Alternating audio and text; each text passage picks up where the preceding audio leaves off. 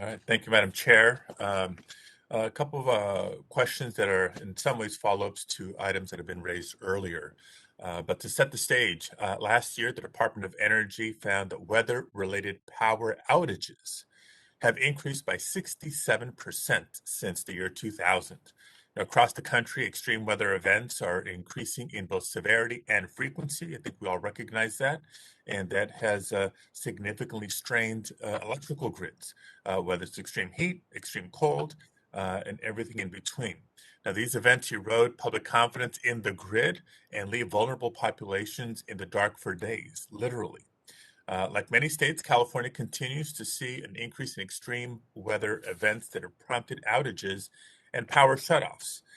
That's why I was proud to partner with Senator Cornyn to introduce our Power On Act in the Infrastructure Investment and Jobs Act that passed the Senate in August. While this bill is just a start, it provides critical funding for utilities and states to upgrade and modernize their grid infrastructure to better withstand extreme weather and increase the overall reliability of the grid. Mr. Yonkers, as you noted, the Infrastructure Investment and Jobs Act is going to be important through the resources it provides for grid stability and resiliency.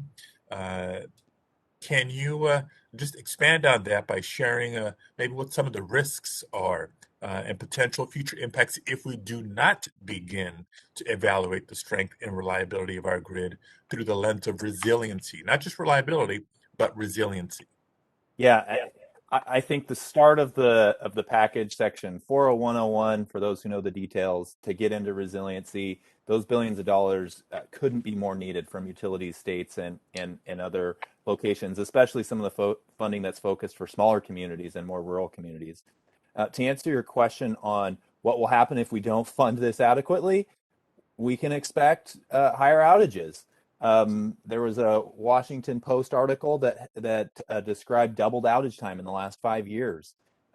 This could continue if we don't invest in our grid and have it be resilient. Certainly lost productivity. The chair mentioned the nearly $9,000 a minute impact for data centers.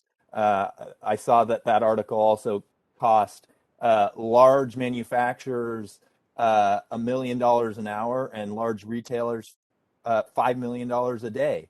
And as we've been talking about, the loss of life, this last 9 months has been hugely impactful. Hundreds, if not thousands, of people have been directly impacted from the severe weather events. So heat impacts, fire impacts, wind, water, ice, these are things that are going to be stressing our grid. We need to be proactive in investing in them. And one more minute on the cybersecurity concerns that you raised earlier as part of the same package. Absolutely. So the subtitle on cybersecurity is fantastic. From what we have seen, we haven't noticed cyber funded for about a decade from package energy legislation. Is $600 million enough? I would argue no. Cyber considerations have to be in anything. We saw a study from Siemens a year and a half ago that said 56% of energy operators have experienced a data breach. And I'm just going to quote really quickly from the GAO Electric Grid Cybersecurity Report. I quote, "They recommend that DOE develop a plan that addresses the key characteristics of a national grid strategy, including a full assessment of cybersecurity risks." DOE agreed to that, and they're working on it. It has to be central to the investments that we make on our system. Couldn't agree more. Thank you for your testimony.